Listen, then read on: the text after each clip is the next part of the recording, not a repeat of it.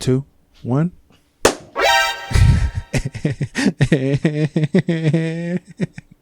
What happened? I'm sorry. La asusté. Welcome to the Geeks, and Joysticks podcast YouTube channel. This is your call. What you doing? Where we talk about what we watch and play during the week. I got a little special guest. I'm dog sitting. That she's the boss right now. Whatever she said, go. And right now she want to lick her puss. So we all gonna lick our puss real quick until she done, and then. Well, we're not gonna finish because I can't reach mine. You can't reach? No way. Mal pedo for you. All right. I'm your host, Enterprise. With me, a special guest, Gordy. Was good looking at the camera like a pro. Like I taught her. I've been training her all day. With me as I'm telling me ghosty friend. Felix. What's cracking, dog? You good? Yeah. Dirty because I had no water. I know. For y'all who don't live in Mexico and don't get just random water shuts off, y'all don't know what it like, dog. Appreciate what you got, bro. Even though it's not that random, but still. We live in a fucking drought right now. Sí, güey, con sus mamadas. Yeah. No children's running around? Good. Yeah, no children today. No children today. Nope. But we watched a bunch of shit, bruh. Mm-hmm. Not as much as other times, but still. I'm gonna kick this one off. I watched Mythic Quest, Raven's Banquet. This was recommended to me by a loyal viewer. Shout outs to Vic. Mm-hmm. As well as it was mentioned at E3. They were talking about the season finale coming up, and I was like, okay, I'm gonna give that a shot. And it's about the owner of a successful video game design company and his troubled staff struggle to keep their hit game Mythic Quest on top. So it feels like a peek behind the curtain as to what goes along with these kind of games. And the game is an MMO. Mm-hmm. The creators are Charlie Day, Mick. I can't pronounce his last name. McKinney? Is it McKinney? McKinney? I don't know. It's two of the guys from It's Sunny. It's Always Sunny. It's Always Sunny. And I've never seen It's Always Sunny. But if it's like anything like this, I'm going to check it out because I enjoyed this very, very much. It's very, very funny. There's a bunch of different characters and you find a way to like each one for what they are. Does that make any sense? Yep. So you already know this is the bitch, this is the goofy self-centered guy, and this is the da. But no one feels too much that you get annoyed by any of them. So during the season, they might focus on one character and you don't mind it so much like they do in some other shows where they break up the action with a whole other backstory of something else that doesn't matter. Mm-hmm. They do it in this great because you care about every character one way or another. They also talk a lot about like video game industry stuff. Hello, we love that shit. So there's jokes on loot boxes. They put a casino in the game, so it's an MMO. So it's an always living thing. Mm-hmm. There's a little shit reviewer, like literally, like he's a little kid reviewing and doing what we're doing right now, and he's streaming and he's talking all this shit. So he's a character, and even though he's like a bad guy, you want to know what the hell's his problem, and then he becomes more involved. And I have a favorite character. It's Joe, who she is she's an assistant, but she's so hardcore. It's fucking great. Like she's just aggressive as fuck and yells at everybody. Okay, it's great. So if you always wonder what goes along in these gaming companies, because I watch documentaries, I've shared documentaries to you about the making of whatever. I love that kind of stuff. Mm-hmm. This is like a peek behind one of those. Not so much, but kind of, but really, but not. You know what I'm saying? There's problems that they have to solve. The first season is more game centric. The game is already out, so they're trying to develop an expansion pass, and they call it Raven's Banquet. Mm-hmm. So the creation of all that is the whole first season. It also has like a community, the show community vibe ish. Daniel Putty, is that his name? Did I say it right? I'm gonna say sure. Danny Putty. Were you a community guy? I haven't seen it. No. He's the just know that's iconic. Yeah, the Indian guy. He's pretty. Oh, yeah. Yeah, he's in there, and he's kind of an asshole, which is a flip from what I remember him from Community, which is being like very sweet. Oh, really? In Community, yeah, he's like a movie TV nerd, and he knows everything about that. But he's like very wholesome, you know. Okay. I was watching this whole thing with a smile on my face. The first season is technically 11 episodes. Okay. But the first 9 is like the actual show. And then they do 2 quarantine episodes where one of them is just completely a Zoom meeting and there's something else going on. The second season, they kind of deviate a little bit more from the making of the game. Now they're trying to make another expansion, and the whole second season is them trying to figure out what they're trying to do. Some characters got stuff, and you know, there's just so many interlining stories.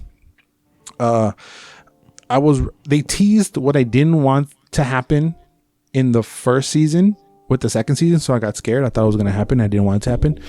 Where 2 characters could have a thing. I don't want them to have a thing. And in the very first episode, they teased it, but then they laid off.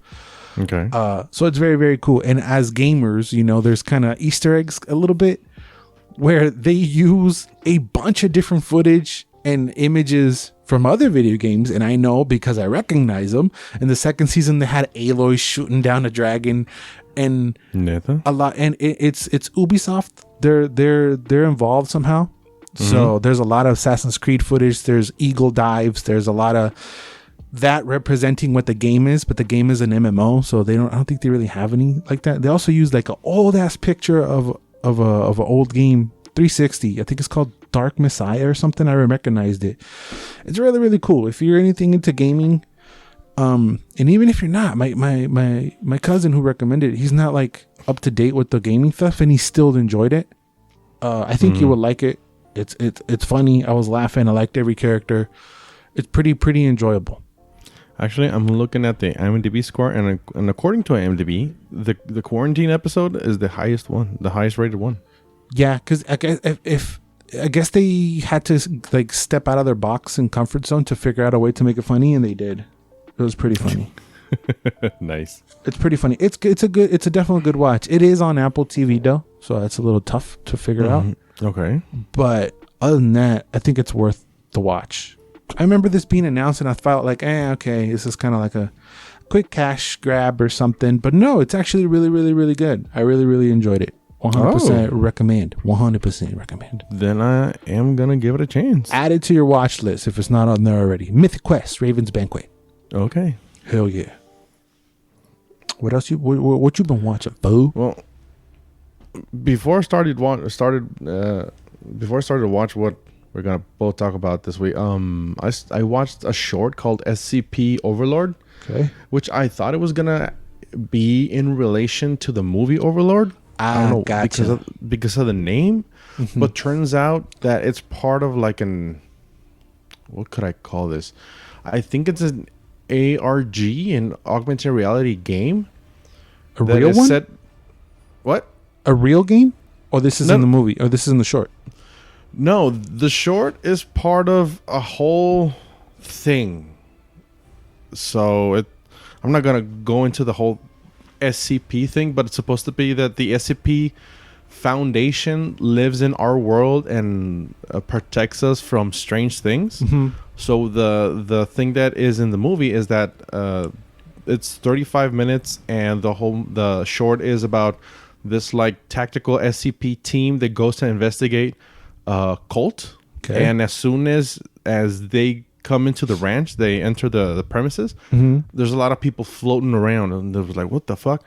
So they investigate the house. A lot of strange things happen, and by the end, you get the explanation of why, or kind of an explanation about why the whole thing. And when I saw this, I was like, okay, what the fuck is an SCP? So it got me down a huge rabbit hole. Yeah. So the short is actually pretty good. I was watching a reaction of a Marine reacting to this, and he said that like the movements and all the tactical thing, like it was real, and they had like consultants. So on its own, apart from being strange, it is kind of simple. Okay. But since it got me through this rabbit hole, for me it was like gold, because I kind of struck on a mine of stories and content and a lot of stuff I can listen for a long time. But on its own, on a standalone, it's kind of pretty weak. So it's not good? For me it was, because what it unraveled, but for like you, no. Puta madre, I just because you watch it on YouTube? Yeah. I just put it on the watch later, and I found out that there was a something before that. Did you see that? No. That's I saw that one and I was like, oh shit, I got this before, and then I discovered there was a podcast called the SCP Archives. And no, I'm saying there's a whole other short called SCP Dollhouse. Yeah. So I watched Overlord. I saw there was Dollhouse, but when I saw that there was Dollhouse, I discovered before that there was a podcast called the SCP Archives. That's been for like what, 3 years maybe. And they talk about like that world that they created, kind of. Yeah, exactly. For example, one of the SCPs is like SCPs are anomalies, and this anomaly, for example, this one is an IKEA. That if you go in through the normal entrance, okay, you enter this like pocket universe that is an IKEA, and it's an infinite IKEA. What? But inside this IKEA, there's a lot of like different societies and different clans of people that fight with each other for resources inside of IKEA, and have to fight remember that IKEA has like mannequins? Yeah. So those mannequins are evil, and they're trying to kill the people inside. Okay. So they cordoned off this IKEA, saying, "Oh, gas leak, you can't go in." So they protect us from going into IKEAs, from buying a teddy bear that grows ears inside your brain. So this strange stuff. So if you want to go into this huge rabbit hole of supernatural stuff, go right ahead. It's a good entryway. It's a good gateway, because it raises questions. You talked me out of it. Yeah, I know, because you're not gonna you're not into this kind of stuff. But like, I mean, I am if it's done. Puta madre. Oh no, I'm gonna watch it. Never mind. The being's choking me. Oh shit. You said it wasn't done right, so I can appreciate this kind of stuff if it's done right. But you said on the top it wasn't done right. You said it was meh. You said it wasn't good. Yeah. I don't know. I'm looking at it in like your standpoint, because you kind of like trying to find different things, or you trying to find certain certain things in what you watch. But since this, I mean, it was scored 8.1. But you're saying no. I'm gonna trust you, I guess. Well, I mean, if you want to give it a watch, sure. It's only 35 minutes. Es el pedo, pues, you know. It's only less than an hour that I would invest in my life to see. Is the first one better or worse than the second one? I haven't watched Dollhouse. Mira. Did you play Doki Doki Panic? No, Literature Club? I'm still working on the other stuff. I am gonna play that though. I am. I swear. Bitch, how many games have I told you to play? A lot. Ahí está. You have to catch up. And you did one. Doki Doki, and you're like, give me attitude. Don't give me no fucking attitude. I'm going to give you all the attitude I want. So what do you score this thing? 7. Damn. Okay. I would score Mythic Quest a 9. I don't know if I did that before. Damn. Yeah. It's so good that I want to watch It's Always Sunny in Philadelphia. Oh, shit. Yeah. Anyway. Let's keep it pushing. I fucking hated those guys. Who? The Always Sunny? No. Yeah, I watched the first season. You don't like them? I hate them. Is that the point of the show, though? Yes. To hate them? That's totally the point, because I don't know. They're the biggest assholes ever. I just heard a lot of hullabaloo from that show, but I don't think I've ever seen 10 seconds. Oh, I had a lot of fun. It's 153 episodes, so I was seriously considering about it. Is it on Netflix? I don't think so. No, I'm going to have to figure it out. Anyway, something that we've also been pushing off for a while now. Goddamn. HBO's Lovecraft Country. It's Yeah. about a young African American man who travels across the U.S. in the 1950s in search of his missing father. That description is hella misleading. Bien cabrón, güey. Cause that's like the first 2 episodes. So spoiler alert, he finds the dad, and then on the journey of that, all hell breaks loose, and it's a bunch of cochinero, bro. It's a bunch of fucking stuff. That's why I'm saying that description is 100% misleading. Like, Yeah. that is not even the main point of the show, because that gets resolved around episode 2 or 3. Yeah, and Or first episode, I don't remember. It's hard for me to remember because Yeah, it was so long ago. It all blends together. But did you find the series hard to watch? In what way? God damn, for me it was a struggle to finish it. But what way?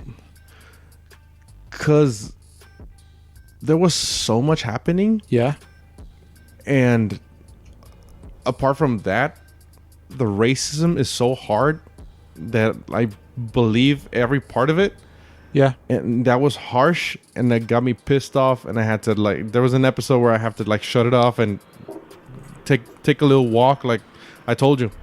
Yeah. I had to do a lot of other stuff because water came, Yeah. because of that episode. Okay. I was like, shit. Was the last ones? The one before the last one. What did you thought of it overall, though, before we get into that? Overall, it's really easy to lose yourself amongst everything that's going on. Okay. It was a little bit hard for me to keep pace with everything because I was like, oh, okay, so this is happening, but this happens, but this is happening because of this. So it's so convoluted that it was hard for me to keep track. Ugh. I don't know how to feel about it because Okay. I liked a lot of stuff. I don't like a lot of stuff. Okay, perfect. Because I always have you go first. Mm-hmm. And just for future reference, when I have you go first, it's because I'm a rip it apart. Oh, I know. Oh, yeah, that dynamic got resolved a long time When ago. I go, what do you thought about it, bro? And I just sit back is because I feel like you always come with the positive, and then I come with the. Mm-hmm. It's a lot of things, and it's very true what you said. It is a lot of things, and it does some things right, and that is probably the things you liked, and it does some things kind of weirdly, and it is really, really, really all over the place. So like I said, the story is about this guy who's trying to look for his dad, and it's the 1950s. It was Jim Crow's happening. There's racism. There's all this other kind of nasty shit going on. Did that massacre really happen? I think it did, yeah. Damn. Amongst way many others. So they're not trying to, I mean, it happened. They're shining a light towards the racist past of America, right? All the oppression and all that, while having monsters and shit eat things face first, while having magic, while having spells and shit going on. So it is a lot that's happening. And I watched them a few months ago now, and the way that they portray them? They don't portray it the way they shine a light on the racism. I felt it more there than here, because they grab your face and put your face in front of the racism, like, look at it, and they don't take away from it, right? And here, right before you get to that point, some magic shit happens, and it ruins the flow of the racism, the racist impact. So I didn't felt it as much as I did with them. It felt awkward. Yeah, That's what it felt. Well, that's racism, bro. It's No, I know that racism has a lot of negative stuff, but the pacing and how it was introduced, it was like exactly like you said. Okay, magic shit. This is happening. Oh, let's kill these people. And I'm like, oh shit, hold up, what? Okay. Yeah. It also takes a little while to get to go.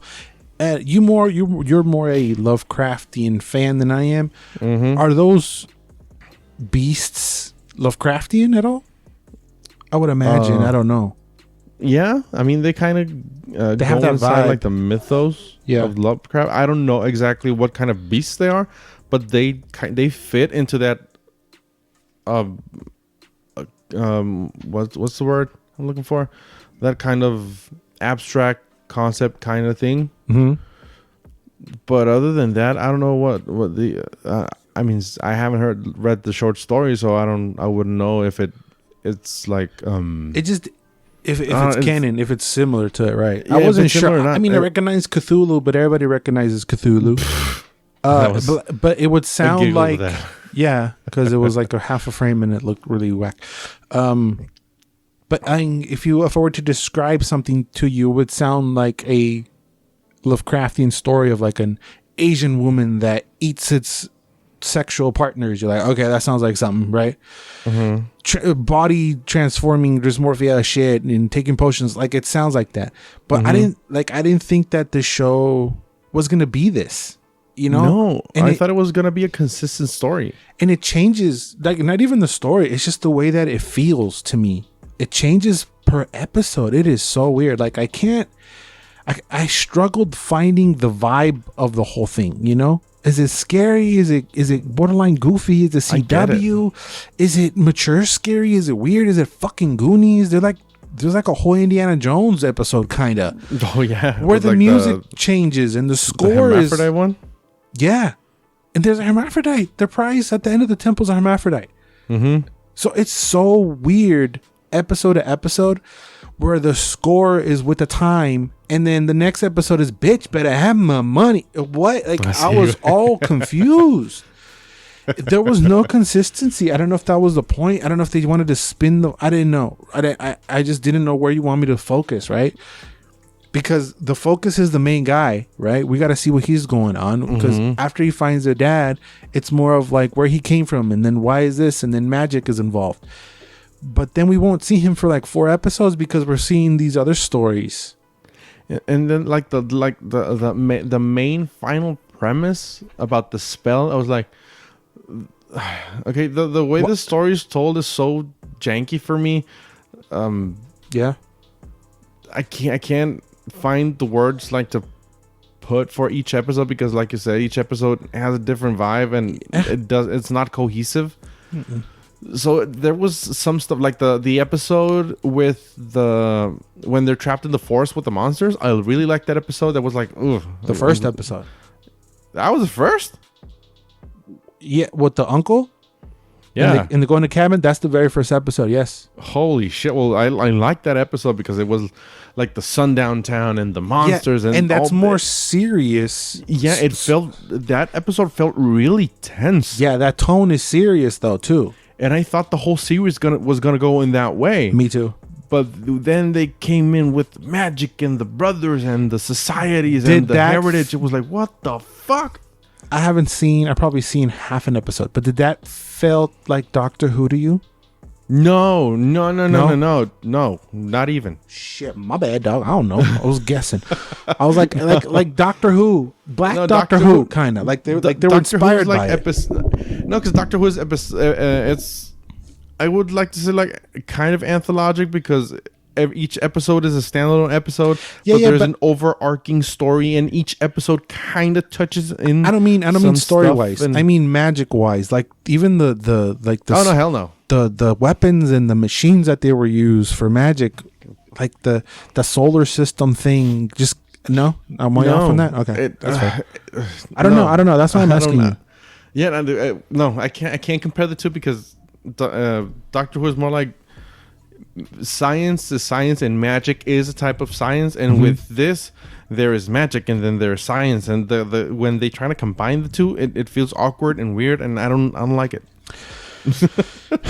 literally I wish you told me that you weren't liking it because I pushed through for your ass because I was watching because I knew this is the only one that we watched the same thing, but I only pushed through because I knew you were gonna watch it, and I was like, okay, I'm gonna push through. But I would have quit around episode 3, and then I wanted to quit around episode 5, but I was already too deep in. I was like, all right, I might as well figure out what's going on.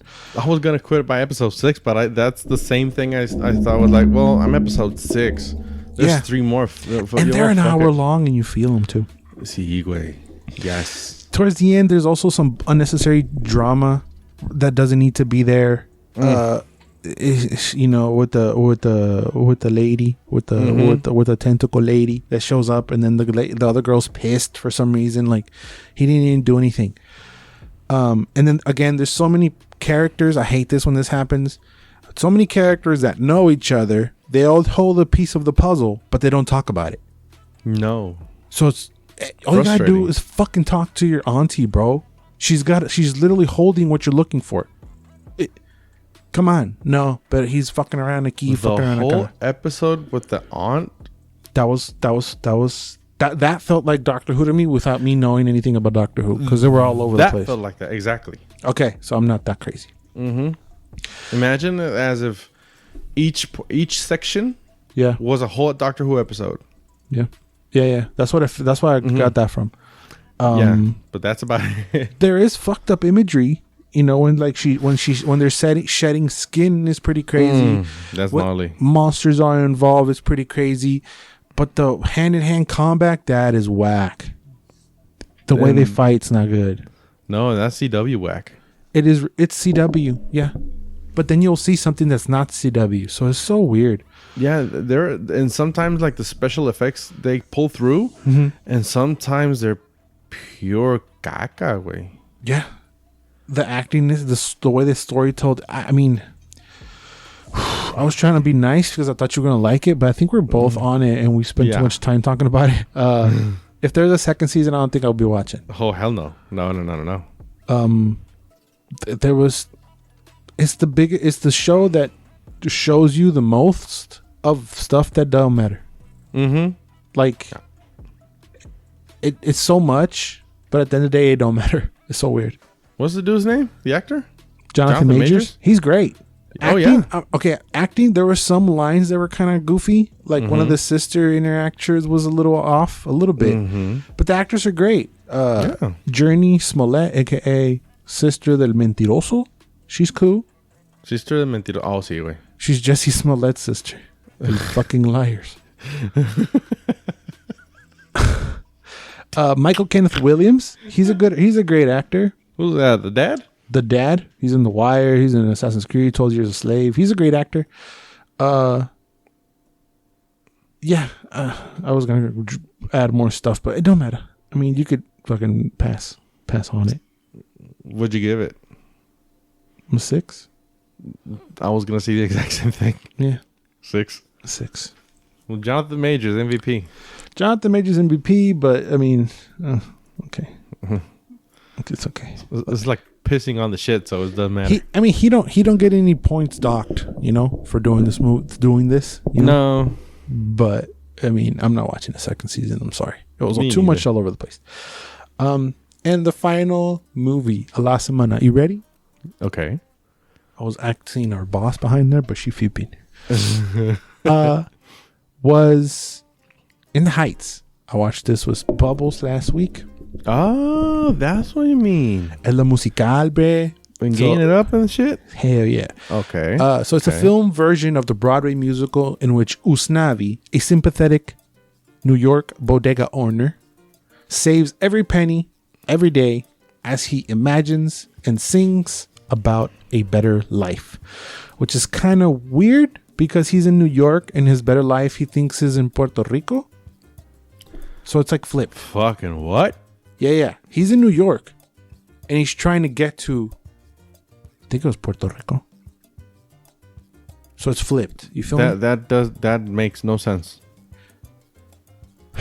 This is another one for me that there was just too much going on and it wasn't like nothing was hitting for me. It was too much going on. Okay. The music is Hamilton because of course it's Lin-Manuel Miranda is behind it. He wrote the screenplay for it. So it's Hamilton flows where they're rapping and then they'll sing and then they'll rap, but it's like a talking rap, like he's speaking dialogue. You know. There's a lot of Latin representation all over. They talk. There's Mexicans. There's Dominicans. There's Boricuas, Colombia. There's all the Latinos, right? So that's kind of cool, but they didn't shine enough light on either one of them. At one point, it gets confusing to like who's who, you know? Because this lady is cool. It's a little bit. Because I mean, the whole thing is about, oh yeah, I'm Puerto Rican, and then I mean, there's so many stories going on. There's two different love stories going on. Triangles. I was gonna say triangles, but there's no triangle. I mean, there's one triangle, but it doesn't really matter.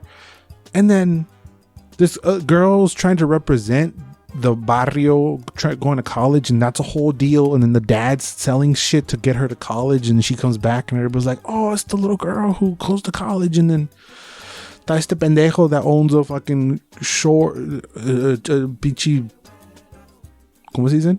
Un abarrotes in the corner, you know. A little liquor store, and then there's a little mija who's trying to be a designer, and then they like each other, and then there's the stupid shit that happens in musicals where she gets pissed off for no reason, and they make it a big deal. She literally gets pissed off because she wanted to dance, and he didn't dance. So, Neta? Yeah, and then they sing about it. It's a lot, and there's someone wins the lotto, and then there's a lottery, and they win the lotto, and they're rapping about the lotto. And it's only $92,000. No way. I mean, 92 grand for New York is not that much. No. It was way too many stories. Nothing hit out. There's probably the main song is the only one that stood out for me. Because I've heard it because of the,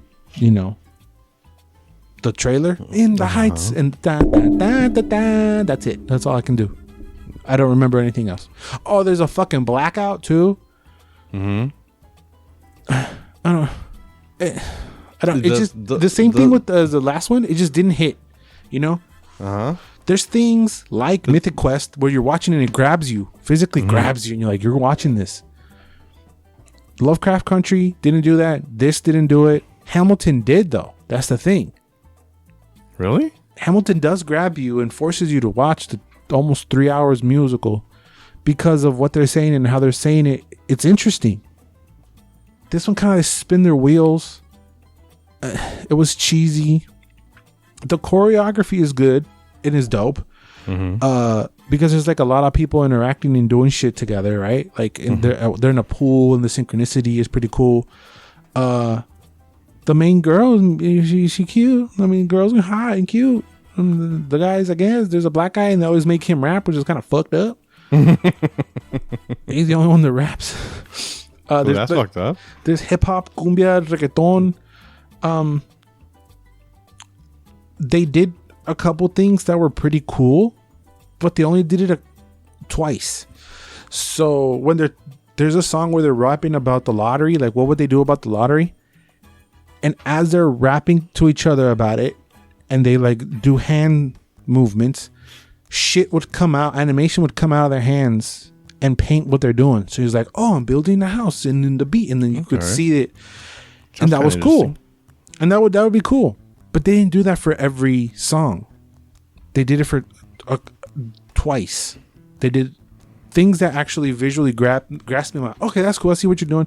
You're making me pay attention by having me pay attention to what you're doing with your hands and illustrating it, right?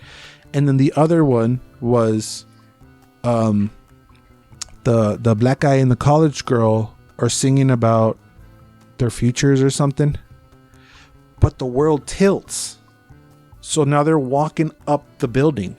Holy shit. You've probably seen it on the trailer that they run up against the roof of the building and they stop themselves. You've probably seen that in the trailer. That happens in the trailer. And they're dancing on people's windows and people can see them, right? But again, if they would have, the whole movie would have been stuff like that, more stunts and more kind of surreal stuff. Yeah, it would have been better. But the rest of the movie is the guy dancing with the girl song. Nothing special happens there. All the Latinos are dancing together and singing together about being Latino. But no special effects, no nothing. The girl's pissed off for some reason because she's gonna leave, and then she wants him to leave, and then there's money. Everything is all over the place, and none of the stories is like, all right, this is good enough for me to give a shit. It just didn't make me give a shit. Damn. Which is weird. And yes, I do watch musicals and I can appreciate musicals thanks to Bubbles. So shouts to Bubbles. And he thought it was me as well.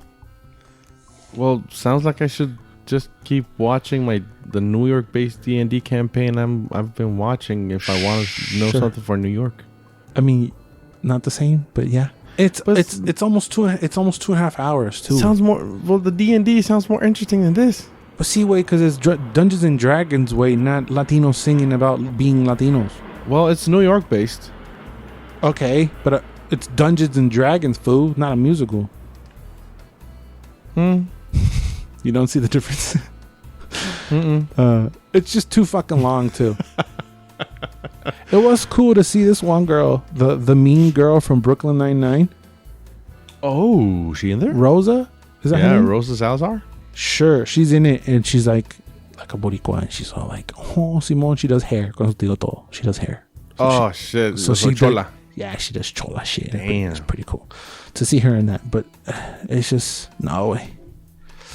Not what I thought it would be. Good thing they just threw it up on HBO Max and didn't charge you extra monies. By the way, we got HBO Max in Mexico now. Hell yeah. No more VPNs. Anyway, that's what the fuck we've been watching this week. Leave a comment down below what you guys been watching. If you watch anything, which these were all weird ones except In the Heights, so I would be surprised if you watch any of them. But if you did, or if you're going to, leave a comment down below. Leave a like, comment, subscribe, all that good shit. You can follow me personally at Enterprises, Paurazas. You can follow the channel at a Facebook page and then the Instagram, Geeks, Flicks, and Joysticks. Follow my ghostly friend at Jafel91 and Boss Bitch back here. She don't have an Insta. You got Instagram? She should have. You got Instagram? Hey, you got Instagram? No. You got Instagram? She don't got Instagram. Tinder. She got OnlyFans. Oh shit. So go find that. Anything you want to say to the beautiful people, Felix? I'm stupid. So stupid. I'm so stupid. We'll go follow Boss Lady Boss Lady's OnlyFans and hell yeah. Okay, I'm gonna stop it there because if I say my other thing, it's gonna sound weird. So good night. Always unfair, you do. Bye.